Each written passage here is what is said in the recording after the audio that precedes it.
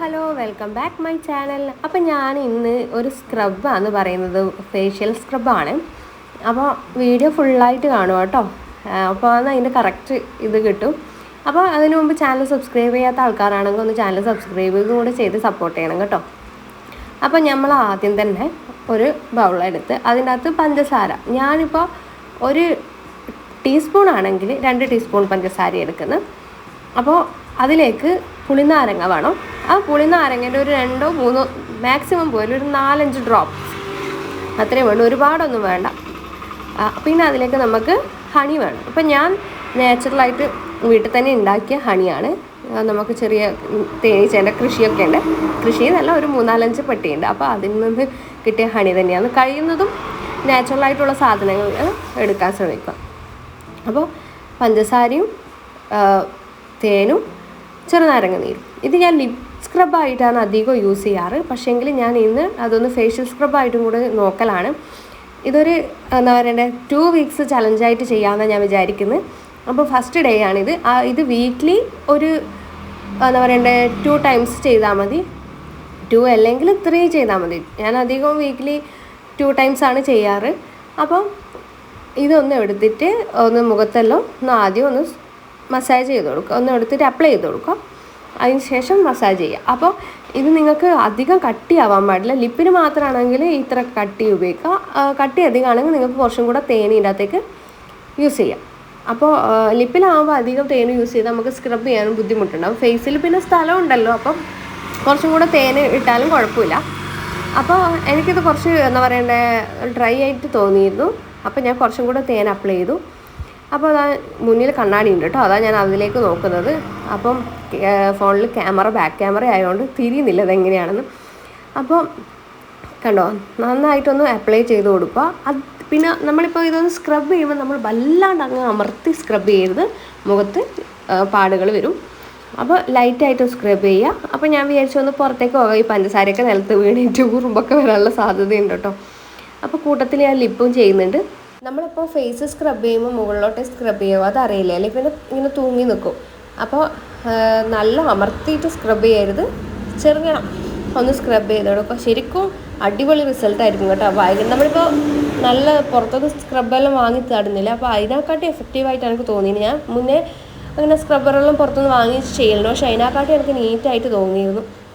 പിന്നെ തേന് നമ്മളെ സ്കിന്നിന് നല്ലതാണ്, നമ്മളെ സ്കിന്ന് ഹൈഡ്രേറ്റ് ചെയ്യും. അപ്പോൾ അതെല്ലാം നല്ലതാണ്. അപ്പം പക്ഷേങ്കിൽ ചെറുനാരങ്ങ നീര് നമ്മൾ ഒരു 4 ഡ്രോപ്പിൻ്റെ അധികം ഒന്നും എടുക്കരുത്. അതായത് ഫേസിൽ നമ്മൾ അപ്ലൈ ചെയ്യുന്നുണ്ടെങ്കിൽ 4 ഡ്രോപ്പ് എടുക്കുള്ളൂ. ലിപ്പിന് മാത്രമേ ചെയ്യുന്നുണ്ടെങ്കിൽ 1-2 തുള്ളിയേ എടുക്കാണ്ടു ചെറുനാരങ്ങ നീര്. അത് ചെറുനാരങ്ങയിൽ സിട്രിക് ആസിഡ് കുറച്ചധികം ഉണ്ട്. അപ്പോൾ അസിഡിക് ആയിട്ട് അത് നമ്മളെ ഫേസിന് നമ്മളെ ഫേസിൻ്റെ pH വാല്യൂവിനെല്ലാം അത് ബാധിക്കും. അപ്പോൾ ചിലപ്പോൾ നമ്മൾ എന്തിൻ്റെയാണോ ഉപകാരം വിചാരിക്കുന്നത് അത് നേരെ ഓപ്പോസിറ്റ് ആവും.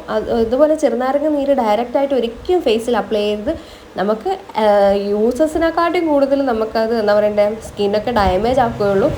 അപ്പോൾ അങ്ങനെ ഒരിക്കലും ചെയ്യരുത്. അതാണ് ഞാൻ പറഞ്ഞത്, ചെറുനാരങ്ങ നീര് യൂസ് ചെയ്യുമ്പോൾ ശ്രദ്ധിക്കണം. മാക്സിമം പോയാൽ ഒരു 3-4 ഡ്രോപ്സേ വേണ്ടു.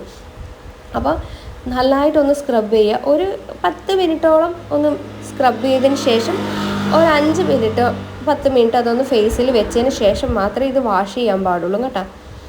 അപ്പം ഞാൻ അതിലിടക്ക് ഒന്ന് അങ്ങോട്ടും ഇങ്ങോട്ടെല്ലാം നടന്ന് കളിച്ചു. അപ്പം കഴിയുന്നൊന്നും പുറത്തു നിന്നോ അല്ലെങ്കിൽ ബാത്റൂമിൽ നിന്നോ ചെയ്യുന്നതാണ് നല്ലത്. കാരണം ഇത് പഞ്ചസാര ഇങ്ങനെ സ്ക്രബ് ചെയ്യുമ്പോൾ നിലത്തൊക്കെ വീണ് ഉറുമ്പൊക്കെ വരാനുള്ള ചാൻസസ് ഉണ്ട്. അപ്പം വീട്ടിൽ നിന്നൊക്കെ അടിയൊക്കെ വരാനുള്ള ചാൻസസ് ഉണ്ട്. അതുകൊണ്ടാണ് ഞാനൊന്ന് പുറത്തേക്ക് ഇറങ്ങിയത്. എൻ്റെ ലിപ്പിന് ഡാർക്ക് ഷെയ്ഡായിരുന്നു ലിപ്പ്, ഭയങ്കരമായിട്ട് ടാൻ അടിച്ചിരുന്നു. അപ്പോൾ ഈ സ്ക്രബ് ഞാൻ ആഴ്ചയിൽ 3 തവണ ലിപ്പിന് ചെയ്യലുണ്ടായിരുന്നു. അപ്പോൾ എൻ്റെ ലിപ്പ് ഇപ്പോൾ ഭയങ്കര മാറ്റം വന്നിരിക്കുന്നു. ഭയങ്കര ഡാർക്കായിരുന്നു, ഇപ്പോൾ കുറച്ച് ലൈറ്റായിട്ട് വരുന്നുണ്ട്.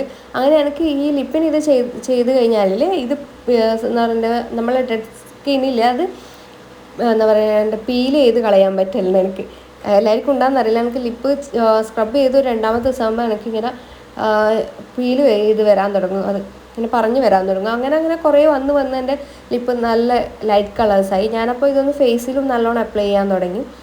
അപ്പോൾ നല്ല കരുവാളിപ്പൊക്കെ മാറും, നല്ല സ്ക്രബാണ്. നമ്മൾ ഈ മൂക്കിനൊക്കെയുള്ള എന്താ പറയുക ഡാർക്ക് സ്പോട്ട് പോലത്തെ അങ്ങനത്തെ എല്ലാം മാറിക്കിട്ടും കേട്ടോ.